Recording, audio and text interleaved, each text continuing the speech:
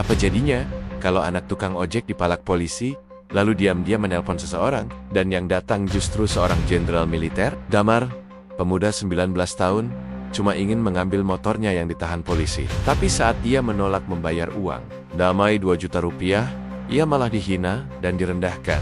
Polisi lain hanya diam, tak ada yang peduli. Sampai satu panggilan telepon ia lakukan dan segalanya berubah.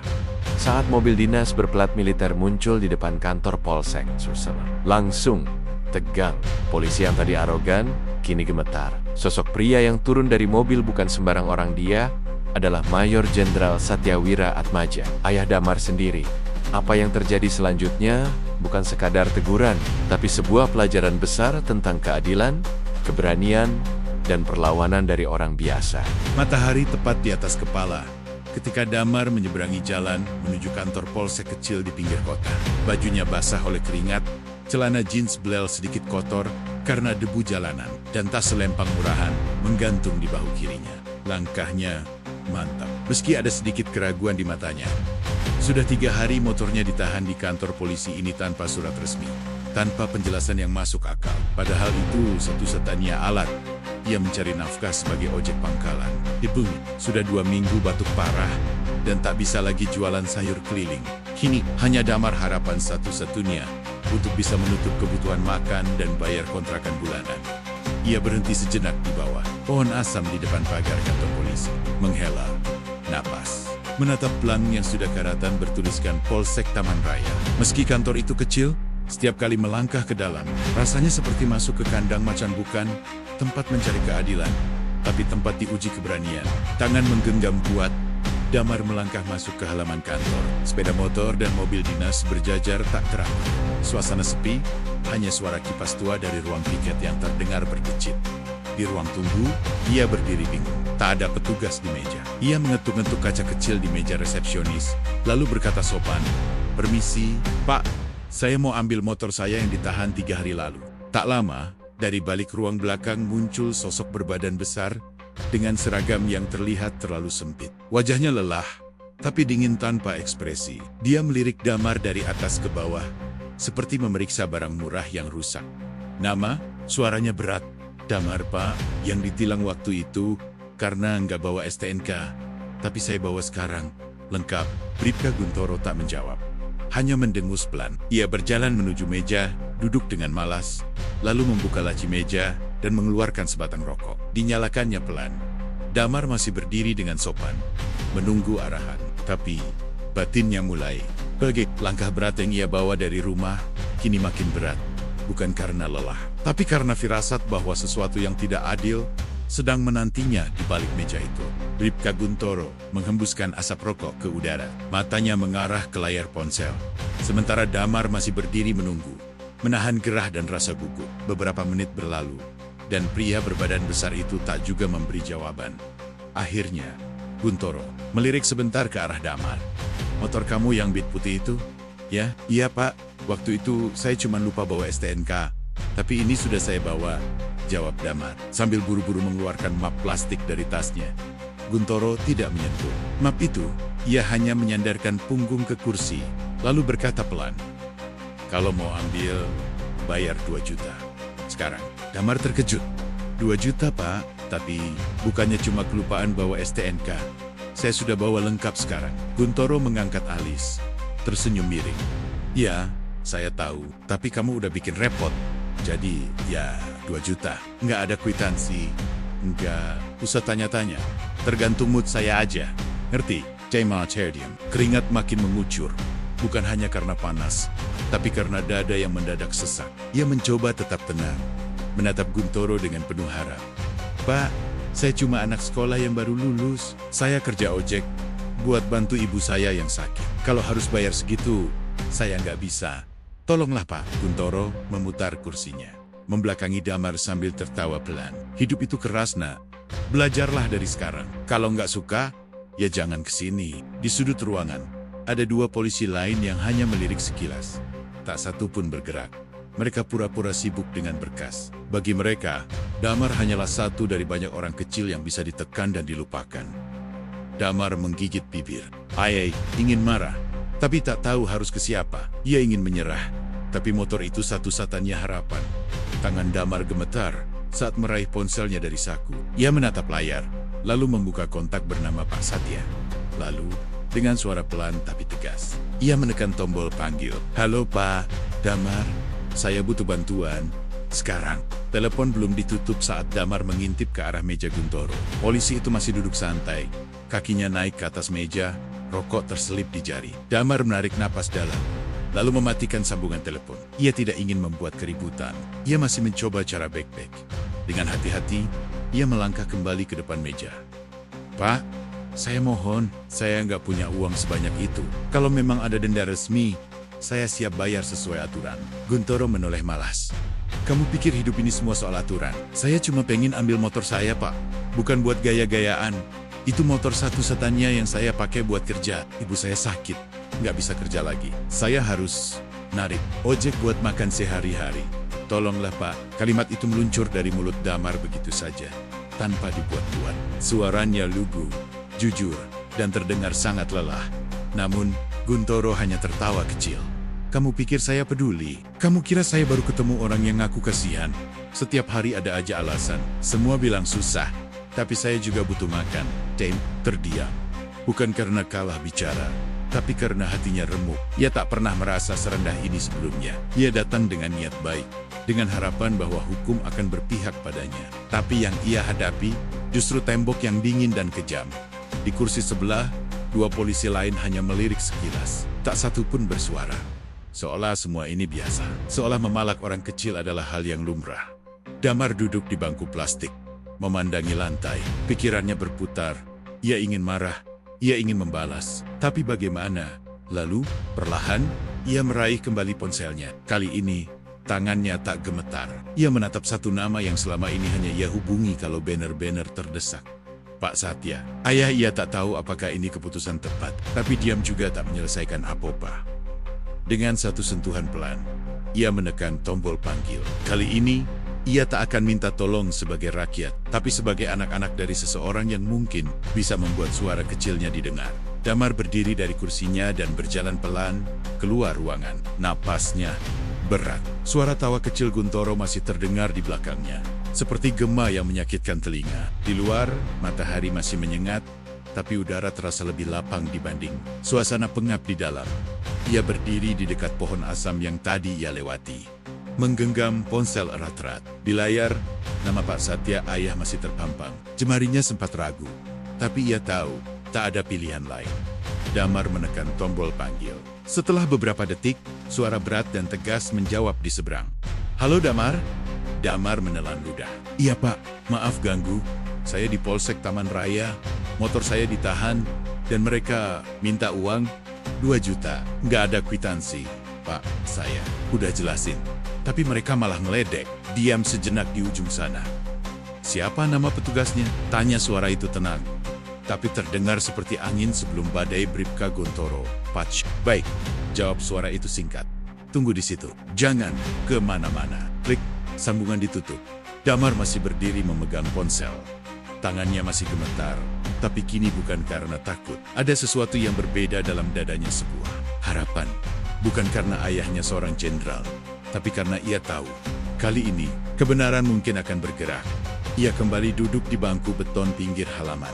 Matahari memantul di aspal, membuat pandangan silau. Beberapa warga yang sedang mengurus SIM dan surat kehilangan lalu lalang, tak tahu apa yang akan terjadi. Guntoro muncul dari balik pintu, melirik Damar sambil menggeleng pelan. "Masih di sini juga? Sudah saya bilang, kalau nggak bisa bayar, jangan banyak omong." Damar menatapnya tanpa menjawab. Tak ada lagi kata-kata yang bisa ia ucapkan. Yang ia tahu, dalam hitungan menit, dunia Guntoro akan berubah dari keohan. Suara mesin mobil terdengar, pelan tapi pasti, makin mendekat. Damar menoleh. Sebuah mobil berplat militer hitam mengarah langsung ke halaman polsek. Langkah awal perubahan sudah dimulai.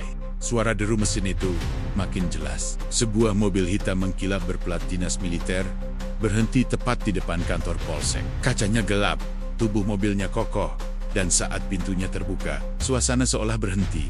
Seorang pria parubaya keluar dari tubuhnya tegap, langkahnya mantap, Dan meskipun ia mengenakan pakaian sipil sederhana kemeja abu-abu dan celana kain hitam auranya, memancarkan wibawa yang langsung membuat semua kepala di halaman menoleh.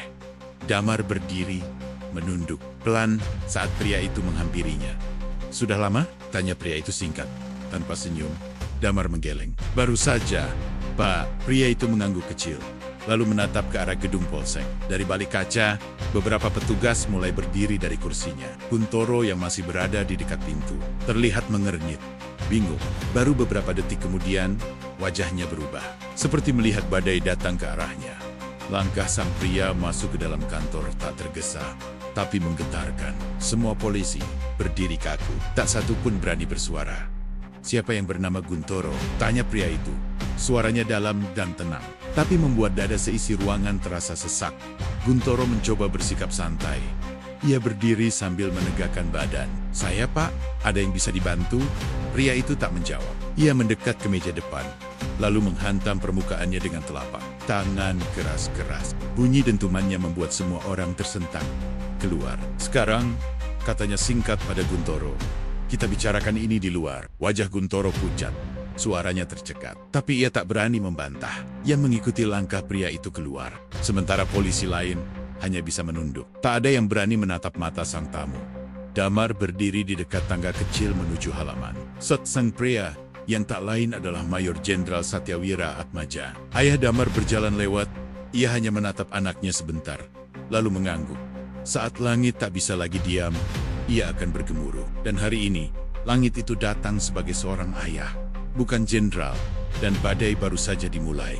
Udara di halaman polsek mendadak sunyi. Beberapa warga yang tadinya duduk di pos penjagaan, kini berdiri, mengintip dari kejauhan. Langkah kaki Jenderal Satya terdengar jelas di lantai semen yang panas. Diikuti Guntoro yang kini mulai menyeka. Peluh dari pelipisnya, Damar berdiri beberapa meter dari mereka. Diam.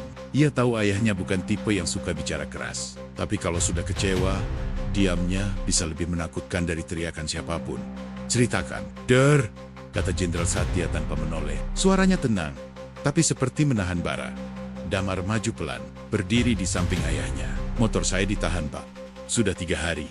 Hari ini saya bawa STNK dan surat lengkap. Tapi Pak Guntoro minta 2 juta rupiah untuk ngeluarin motor saya tanpa surat, tanpa alasan yang jelas." Semua mata kini tertuju pada Guntoro. Wajahnya pucat pasi. Ia coba tersenyum kecil, walau canggung. "Maaf, Pak. Mungkin anak ini salah paham. Biasanya memang ada administrasi, semacam denda tidak resmi. Tapi nggak pernah saya maksain." Mata Jenderal Satya langsung menatap tajam. Tidak resmi, ia melangkah lebih dekat. Kini hanya berjarak 1 meter dari Guntoro. "Kau tahu siapa anak ini?" Guntoro menelan ludah. "Anak? Tukang ojek? Pak, bukan. Dia anak saya." Suara Jenderal Satya pelan, tapi menghantam seperti palu. Semua petugas yang tadinya diam, kini menandok. Suasana berubah tegang. Dan hari ini, aku tidak datang sebagai jenderal. Aku datang sebagai ayah. Kalau anak saja kalian perlakukan begini, bagaimana rakyat biasa? Guntoro mulai mundur setapak, tapi Jenderal Satya tak memberinya ruang.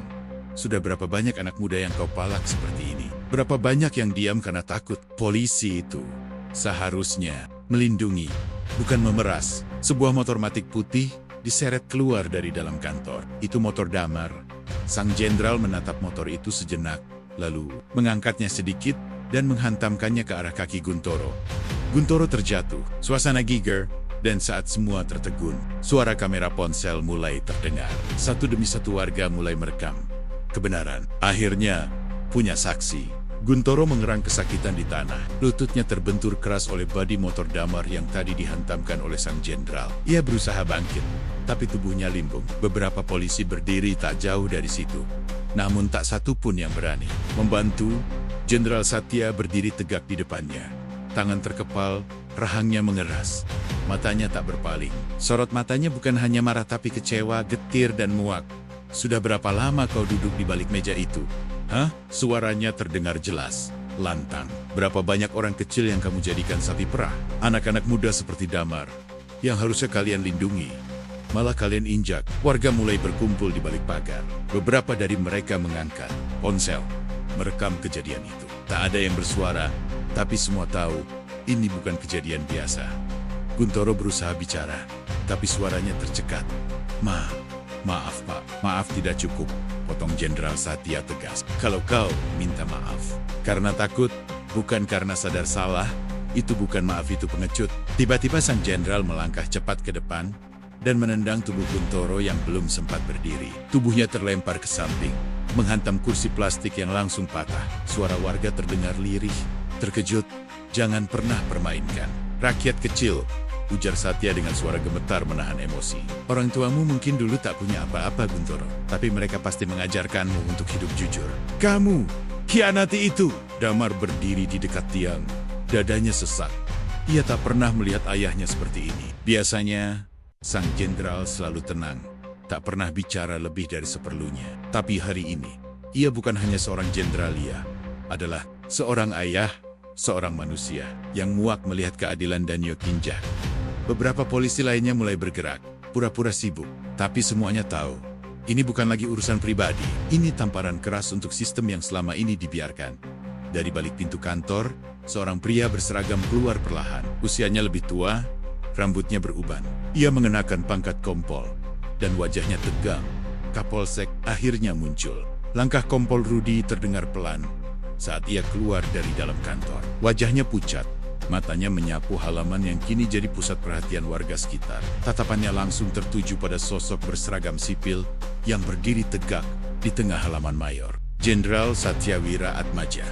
Ia menelan ludah. Selamat siang, Jenderal. Saya Kapolsek di sini. Ada masalah? Jenderal Satya tidak langsung menjawab. Ia menatap pria yang lebih tua itu dengan dingin, lalu menoleh ke arah Guntoro yang masih terduduk lemas di tanah. Bajunya kotor, wajahnya lebam. Masalah, ujar Satya dengan nada berat. Masalahnya bukan baru hari ini, Pak Kapolsek. Mas, sudah bertahun-tahun kalian diam melihat anak buah kalian mempermainkan hukum. Kompol Rudi melirik gugup ke arah warga yang merekam. Kami akan tindak, Jenderal. Kami minta maaf atas kelalaian ini. Maaf tidak akan mengubah nasib orang-orang yang sudah kalian perlakukan tidak adil. Potong Satya. Ia maju selangkah, suaranya naik satu nada. Kalian lupa satu hal penting, polisi itu melindungi, bukan memeras. Suasana makin tegang. Tak ada suara selain derit kipas tua dan getaran kamera dari ponsel warga. Anak saya bukan siapa-siapa di kantor ini. Dia datang sebagai rakyat biasa. Tapi lihat bagaimana kalian memperlakukan dia seperti sampah. Ucap Satya lagi. Nadanya kini getir. Kalau bukan karena dia anak saya, kalian pasti tetap menindas. Lalu rakyat kecil lainnya yang tak punya siapa-siapa? Kompol Rudi menunduk. Kami akui kesalahan kami, Jenderal. Satya mengangkat tangan, menghentikan kalimat itu. Saya tidak datang ke sini sebagai jenderal. Saya datang sebagai seorang ayah. Dan sebagai ayah, saya tidak bisa diam melihat anak saya dipermalukan oleh sistem yang seharusnya melindunginya. Damar hanya bisa menunduk. Matanya basah. Di satu sisi, ia merasa lega. Tapi di sisi lain, hatinya juga perih karena untuk mendapat keadilan, ternyata harus ada yang datang mengguncang sistem. Beberapa warga bertepuk tangan pelan. Bukan karena drama, tapi karena ada suara yang akhirnya berani bicara, lantang, dan membela yang lemah. Semua orang diam. Halaman polsek yang biasanya hanya ramai oleh urusan administrasi, hari ini menjadi saksi bisu suara yang selama ini tak pernah terdengar. Suara rakyat yang terinjak, akhirnya dibela. Jenderal Satya menatap satu persatu wajah polisi yang berdiri di sekelilingnya. Tak ada satupun yang berani membalas tatapan itu. Ada rasa takut, iya, tapi yang lebih besar rasa malu. Kalau hari ini saya datang bukan sebagai ayah Damar, ucap Satya pelan. Kalian akan tetap menahan motor anak itu. Kalian akan tetap memaksa 2 juta rupiah. Kalian akan tetap menindas. Kompol Rudi berdiri diam, tak lagi bisa menyela. Suara lirih warga terdengar di balik pagar. Mereka saling bisik, sebagian mulai menunduk, menahan haru. Beberapa masih merekam, dan satu persatu rekaman itu menyebar di media sosial. Dulu saya dididik untuk melindungi negeri ini, tidak dengan kekuasaan, tapi dengan hati dan keberanian. Dan kalian yang berseragam polisi seharusnya lebih dulu berdiri di garis itu, melindungi orang-orang seperti Damar. Jenderal Satya kemudian menoleh ke anaknya yang berdiri di samping pohon asam. Wajah Damar masih tegang, tapi sorot matanya berbeda, ada kelegaan, sekaligus keharuan yang tak bisa disembunyikan. Aku bangga padamu, Damar, ucap sang ayah, Suaranya kini lembut. Kamu datang sendiri ke tempat ini. Kamu berani hadapi ketidakadilan. Itu keberanian sejati. Aku hanya datang sebagai penguat, bukan penyelamat. Damar menunduk, menahan air mata. Tak disangka, sosok yang selama ini ia hormati sebagai seorang prajurit, ternyata paling kuat ketika berdiri sebagai seorang ayah jenderal. Satya menoleh sekali lagi ke arah Guntoro yang masih duduk memegangi lengannya, lalu berkata dengan suara datar, "Bersiaplah untuk diperiksa. Aku akan pastikan kamu tidak lagi duduk seenaknya di balik meja itu." Lalu tanpa berkata apa-apa lagi, Jenderal Satya melangkah pergi. Ia melewati kerumunan warga yang kini menatapnya dengan penuh hormat. Ia tak butuh tepuk tangan. Ia hanya ingin anaknya dan orang-orang seperti anaknya tak lagi takut memperjuangkan yang benar. Langkah kaki Jenderal Satya menjauh dari halaman polsek, tapi gema kehadirannya masih terasa kuat di sana. Damar berdiri diam, matanya mengikuti punggung sang ayah yang perlahan masuk kembali ke dalam mobil dinasnya. Mesin menyala pelan. Tak, ada suara perpisahan. Tak ada pelukan, hanya tatapan dalam yang cukup untuk menyampaikan semuanya. Saat mobil itu melaju perlahan keluar dari halaman, warga yang menonton di balik pagar memberi jalan. Beberapa dari mereka menunduk hormat. Tak ada yang bersorak, tapi semuanya tahu mereka baru saja menyaksikan sesuatu yang langka. Seorang pemimpin yang turun bukan karena jabatan, tapi karena hati. Damar menatap motornya yang sudah berdiri di pojok halaman. Lecet, berdebu, tapi masih utuh. Ia menghampiri perlahan, lalu menyentuh stangnya seperti menyentuh harapan yang sempat hilang. Dari dalam, Kompol Rudi keluar lagi. Wajahnya lesu. Ia menghampiri Damar, lalu membuka suara dengan nada pelan. "Nah, maafkan kami. Kami lalai. Terlalu lama kami biarkan ketidakadilan tumbuh di tempat ini." Damar mengangguk pelan. "Saya cuma pengen kerja, Pak. Bantu ibu. Saya nggak nyangka harus mengalami semua ini." "Terima kasih sudah berani bersuara," jawab Kapolsek. "Kamu mengingatkan kami bahwa seragam ini bukan untuk disalahgunakan." Warga mulai berkerumun mendekat. Sebagian menyalami Damar. Seorang bapak tua berbisik, "Terima kasih, Nak. Kamu bicara untuk banyak orang." Hari itu, video kejadian di Polsek Taman Raya viral di media sosial. Tayangan Jenderal Satya menendang meja dan memarahi aparat langsung tersebar ke berbagai platform. Komentar membanjiri. Bukan hanya karena keberanian jenderal itu, tapi juga karena suara seorang anak muda bernama Damar yang tetap berdiri meski nyaris dipatahkan oleh sistem. Beberapa hari kemudian, Guntoro resmi diberhentikan sementara dan menjalani pemeriksaan etik. Polsek mendapat sorotan dari pusat dan perbaikan mulai dilakukan. Sementara itu, Damar kembali bekerja sebagai ojek. Tapi kali ini, ia tak hanya membawa penumpang, ia membawa pesan dari ayahnya yang kini terpatri dalam benaknya. Jangan pernah takut membela kebenaran. Dan suara itu tak akan pernah padam.